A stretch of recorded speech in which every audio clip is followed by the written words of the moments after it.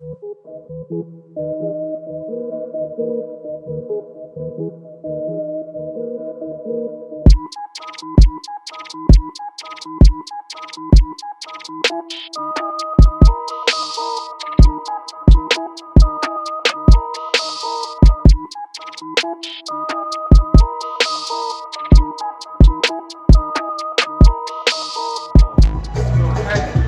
is unbelievable, man. KRD made this custom piece, and I'm at a loss for words, man. I know exactly where to put this too, man. Shout to man, my man Capital KRD, man, in the building, just like surprised me with this piece. This is unbelievable.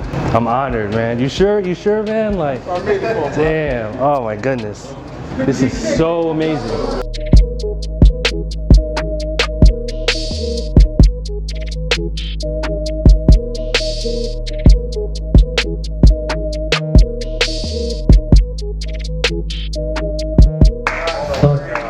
Fuck bitch. Bro, I need that song, man. I look at Philly, Detroit, and Atlanta as like some of the most like influential in just music, in the history of music, American music.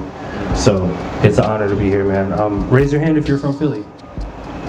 Most of you guys are from Philly. There's a good chance that you probably know what we're about to do tonight.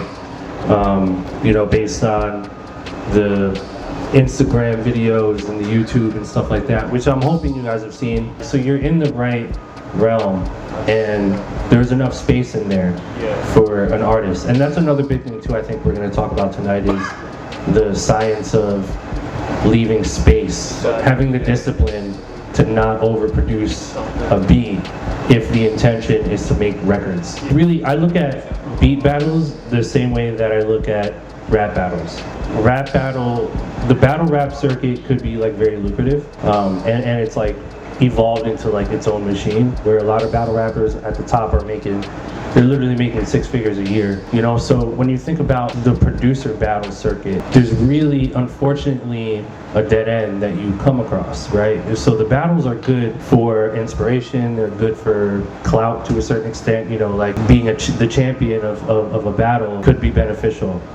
But when you think about, you know, that as an investment, you gotta ask yourself, like, is that a smart type of investment to put all of your chips in? I would personally say no, it isn't, because we're in the business of like making music, right? If that's like kind of what you want to do, right? You know, I don't want to say not dumb it down, but like to create songs, right? And so I would love to hear like some of your regular beats as well. And being a DJ, knowing you're a DJ, how can you approach producing a song with an artist, knowing and envisioning how that's going to translate on a stage? I'll go in there and I'll think about, okay, what's this intro going to translate like on stage? When do we kick the drums in? When does the 808 come in? Where's the pre-hook? You know, when you think about all the greatest producers and the greatest artists, that's literally what they're doing. From, you know, Murda to Wanda to Swizz to Pharrell to Timbo to, you know, everyone is just like thinking about how this is going to translate in a club or on stage performed, right? And you have that skill set already. One of those beats where you just rap on that shit, or just like, it's just so friendly for a writer. Do you primarily produce your own music, or do you written any songs to like other people's beats? Yeah? Not at all. You haven't. I'm all about experimentation and just trying things. Like if you haven't rapped on someone else's beat yet, then you probably should, because that might open up a different level of, you know, Kanye started as doing that, where he produced his own stuff, and so did Tyler. And these guys are really good at what they do. And, you know, I don't know if you're a Russ fan, but Russ started with that as well. And Russ produced his own music out of necessity. Every single one of those guys has evolved to the point where they started to write music and release music with other people's tracks and to bring producers in. And that opened up a whole other palette. Can you imagine if Kanye decided to not have other people produce his music? We wouldn't have Graduation. We wouldn't have Yeezus. We wouldn't have Late Registration. Well, Late Registration he produced. That was the last album he produced himself. But any other album after that we wouldn't have, because then you had Travis Scott came in, and Jeff Basker and Mike Dean and myself a little bit. I would say that first is open that up a little bit. You know what I mean?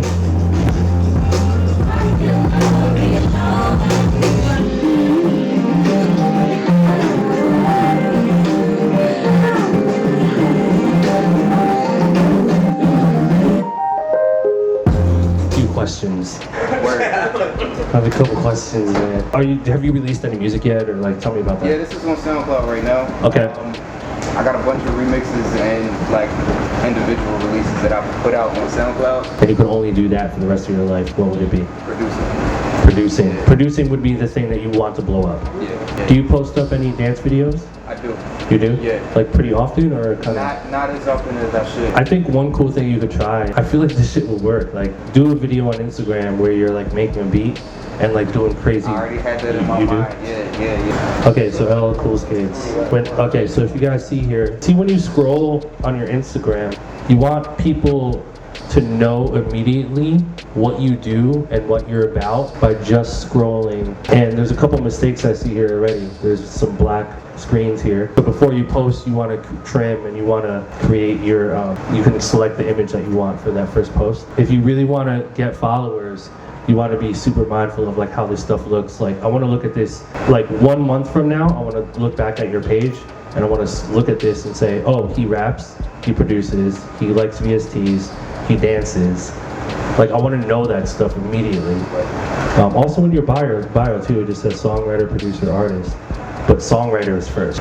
So immediately I'm going to say, oh, his bread and butter is songwriting. You like to produce, right? So maybe switch that up in your bio. Put producer / dancer / song. You know what I mean? You're super talented, man. You know, it's just all these little things that you want to change to just enhance what you already have going on. Before you send it to him, I'll forward it to him.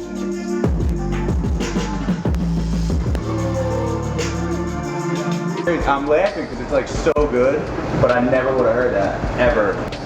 I was just talking about this a couple weeks ago, coincidentally, but those like magic moments that change your life, or that like, they're like kind of chinks in the matrix. They're like glitches in the matrix. Yeah, they shift the vibration.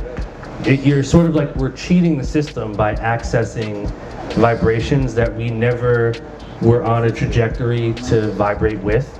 Your life completely changes. Every like success that I've had has been some type of like vibrational shift in what I was doing, whether it was like a random person I met or like some random thing happening. You know, yeah, this is super special, man.